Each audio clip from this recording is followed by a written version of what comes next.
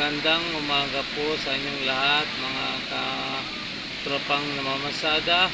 Isang musta po kayong lahat dyan. Sana po nasa mabuti kayong kalagayan. At kamusta din po sa mga lolo and lola and tatay and nanay and kuya, ate, sa inyo pong lahat. Sana po nasa mabuti kayong kalagayan. Sa ngayon po, nandito po tayo sa Benitez Street sa Quezon City. Nagpapahinga po tayo dahil sa lakas po ng ulan ngayon. Dito, napakalakas po talaga ng ulan sa Benitez Street. Ito po yung mga kapayat ng mga taxi. Ito po lahat, nagpapahinga po sila. At saka po yung mga tricycle. Ayan po, napagpapahinga po sila sa ngayon. Ang dami pong tricycle.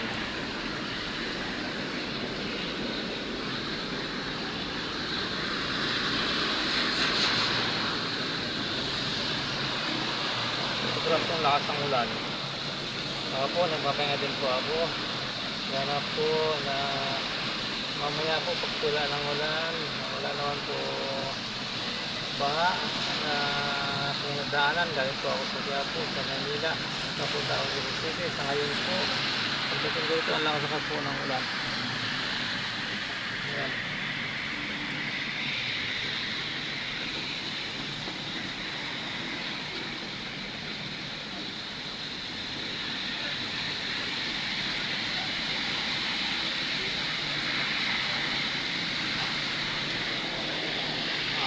Pag-subscribe na lang po sa channel YouTube ko, pag-like and share na lang po. Sana po supportan natin ang channel YouTube ko.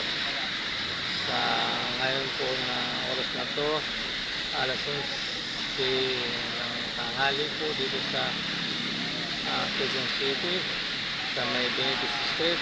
Napakalakas po talaga ng ulan. Ako po, yung wiper ko hindi ko po makita, hindi na po masyadong kayang linisin ang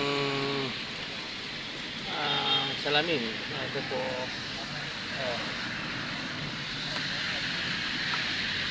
ayan po.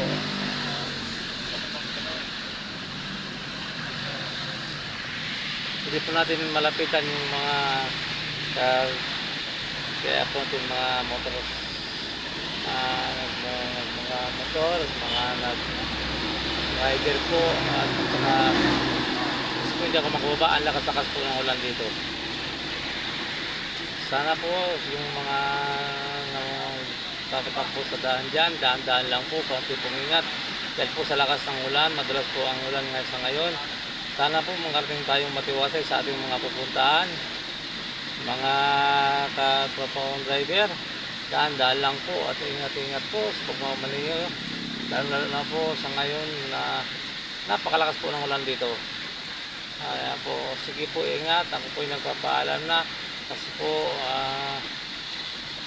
sa talakas po talaga ng ulan, hindi po kaya ng salamin. Papahinga po lang ako.